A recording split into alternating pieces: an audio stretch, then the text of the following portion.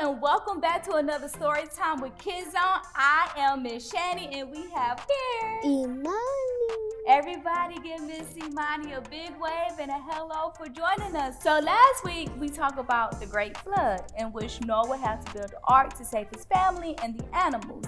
Now, Miss Imani, can you tell me how long did it flood for? For 40 days. Yes, ma'am. And what kind of bird was sent out to see if the waters was clear? A dove. Yes, ma'am. And how did we know the water was clear? Because the dove came back with the leaf. With the leaf. And that showed us that the trees was visible for the dove to pick from. So it was just about safe for him and his family to leave the ark. Oh, and one other thing. What about that rainbow? What do that rainbow represent? Means that God has kept his promise that he won't flood the earth again. Yes, ma'am. Good job, Miss Imani. So let's get into today's story. We're going to be talking about the Tower of Babel.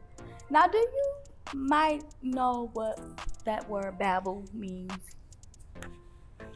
Maybe it could mean that they talk a lot of stuff that you don't understand. Or maybe it can mean talking in different languages that you may not understand. What you think? Different languages? Maybe different languages? Well, let's see. We're going to find out. So, in the early days of the world, people lived much longer than they do now. The Bible says that Noah was 600 years old at the time of the flood and that he didn't die until he was 950. He was 950, Imani, when he passed away. Can you imagine? That's a long time to be living, huh? Noah lived to see his sons and their wives, had many children, grandchildren, and generations of great-grandchildren. The family grew so big that there were many thousands of people in the world again, just as God had wished. Of course, people traveled to distant lands to find places to live. Many spent years wandering about, looking for good grazing land for their animals, living in tents that they moved from place to place. As time went on, people in different lands developed different tastes in clothing, cooking, and costumes just like today. But one thing they all had in common was the same language. See how me and you speak? We speak the same language here in Showers of Blessings. We speak the same language. Everybody spoke the same language. No different languages. Got a question. Yes. What language did they speak? Well, it wasn't English. I can tell you that much. It might have been Hebrews, I'm thinking. That was the language they spoke. When one particular group of wanderers arrived at the land of Shinar, which is now called Iraq, they decided to settle on a wide, flat plain there. The countryside had everything the travelers could want, and they liked it so much that they decided they would never move on again. The travelers thought hard and came up with a big, bold plan. Instead of living in tents, they would build a lasting home for themselves, a fixed settlement made out of bricks. They worked out how to make bricks from mud, which they could bake hard and stick together with tar. But the people didn't want to build just a village or a town. They didn't even want to build a city. They wanted to build the grandest, most beautiful city with a tower for a showpiece. A tower so tall that its top would touch the clouds. Do you think that's possible to build a building so tall to touch the clouds? No. The settlers wanted news of their magnificent tower and spectacular city to spread for a while, so they will become known throughout the world. Dreaming of fame and fortune, they began to build.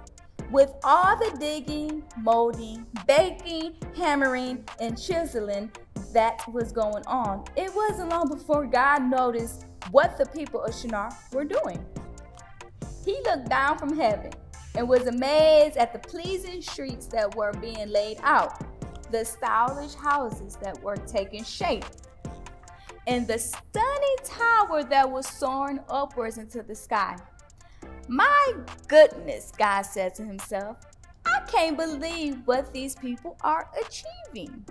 They're doing a wonderful job. But then a thought struck him. The only thing is they're doing it because they want to be more important than everyone else. Have you ever felt the need of trying to be important to someone else? No, because it's not a good thing, right? God created you just for who you are, right? If I let them continue like this, they'll get quite carried away. Soon, they'll want everything they have to be the biggest and best. I better put a stop to it before things get out of hand. All at once, God gave the people different languages. Suddenly, they all found that they couldn't understand a word each other was saying. Just imagine if me and you talking, having a conversation like we are now, and God decided us to give us different languages. I started speaking Spanish and you started speaking Chinese. How would that work? It wouldn't work, right? Because we wouldn't have no type of communication, right? If you're speaking Chinese and I'm speaking Spanish, we wouldn't know what we're saying, what you're saying. I wouldn't know what you're saying. You wouldn't know what I was saying, right? It will be hard to communicate. So without being able to communicate, their building plans ground to a halt. They couldn't work together to finish the city, which came to be known as Babel or Babylon, because of the babble of voices inside it. Gradually, everyone left Shinar in frustration and went their separate ways, seeking new homes.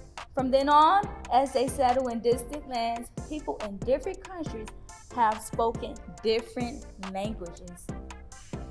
So to believe it or not, Miss Imani, that's how the different languages came about in this world. That's why we have so many people that can speak so many different languages because of this story. Do you have any questions? No questions. So guys, let's do a quick review on today's story. So Miss Imani, what was the purpose of the people building the tower? To reach heaven? Yes, ma'am, to reach heaven. But God saw them working so well together, but just to be seen, what did he do to the people? He struck it down and gave them different languages so they want to communicate. Good job. So that was today's story, guys. So remember, don't do something just to be seen. Do it because it's in your heart, kiddos, okay? Don't let pride get in the way and don't let selfishness get in the way. So just remember to always work hard, but to do it for God's purpose. So we'll see you next time. Thank you for joining us. Make sure to subscribe and send a thumbs up and like. Thank you. Bye. Bye.